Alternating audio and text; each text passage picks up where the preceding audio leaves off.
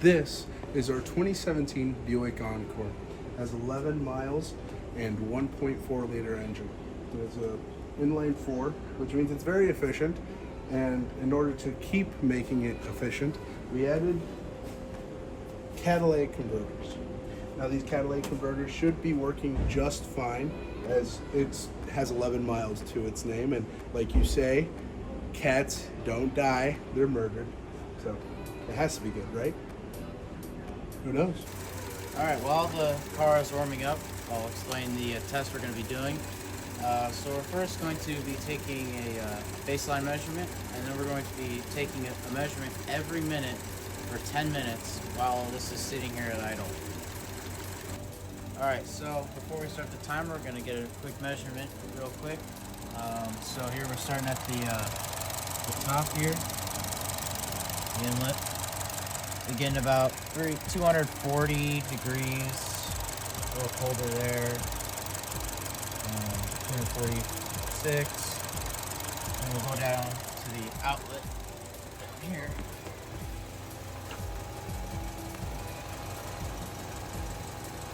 Where we're sitting at 110 degrees. Alright, so now we're approaching 2 minutes in, and so we're going to take another reading.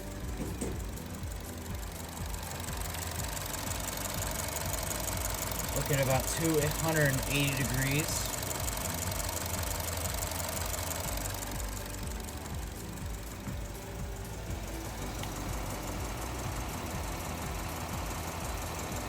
And at the outlet, we're getting 140 degrees. Alright, now we're approaching 4 minutes in.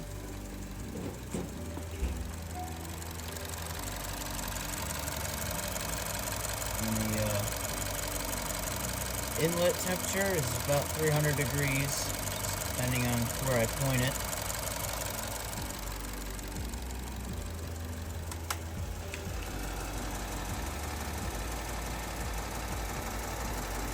And the outlet is 150 degrees, a little higher than 150, 152. Alright, so now we're approaching 6 minutes in.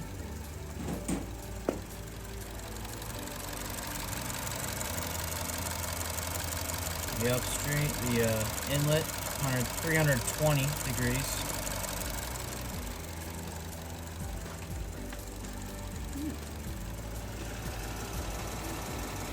Downstream, or the outlet, 187 degrees. Alright, we're at almost 8 minutes in. Almost done with the first test. 335 degrees I saw in there at first.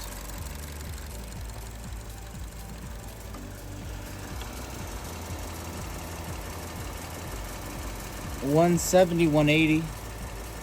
Depending on where I point it. Alright, and now we're about at our 10-minute mark. That's the end as the timer goes off.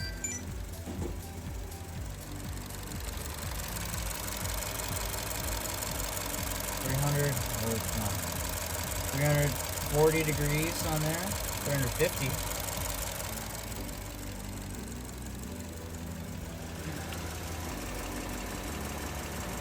And 200 on the outlet.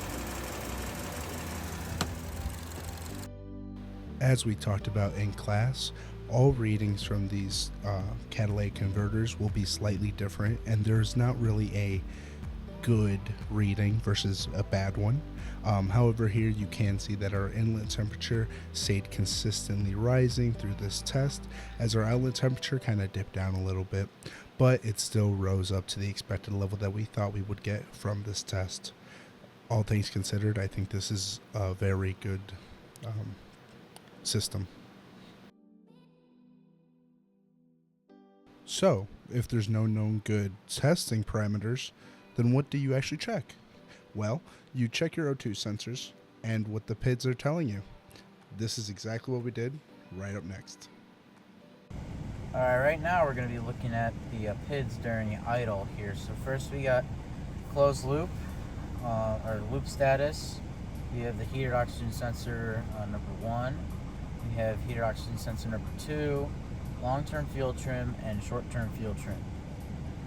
So we're just going to be looking at these while it's at idle.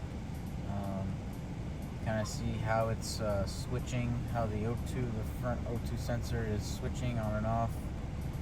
And then the fuel trim is just like it. And we're looking at the oxygen sensor number 2 over there, how it's kind of not switching as frequently.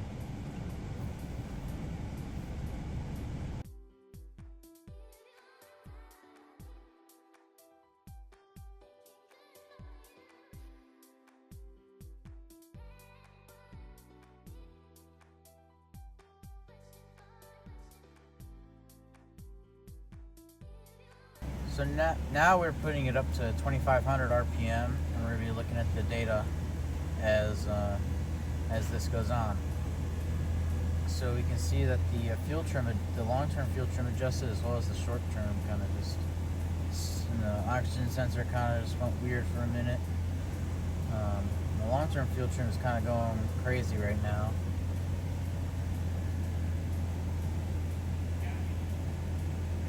And then our oxygen sensor on the rear is starting to switch back up.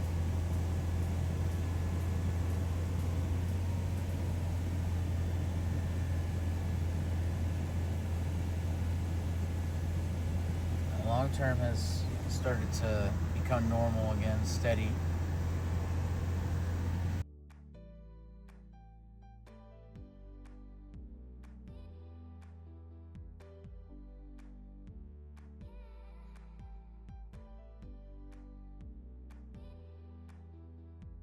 So now we're going to start putting it at 2,500 for 3 minutes and monitoring the PIDs here.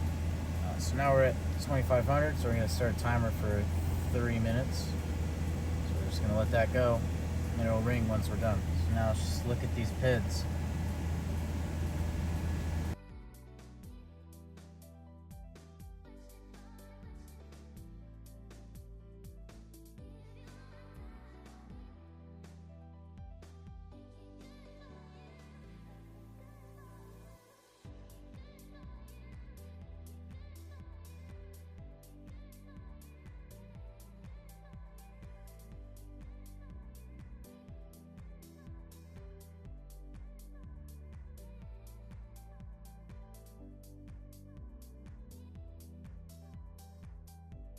Thank you so much for watching. If you liked it, please give us a good grade. Also, don't forget to like and subscribe if you're not my teacher. But thank you so much, and we'll see you in the next one.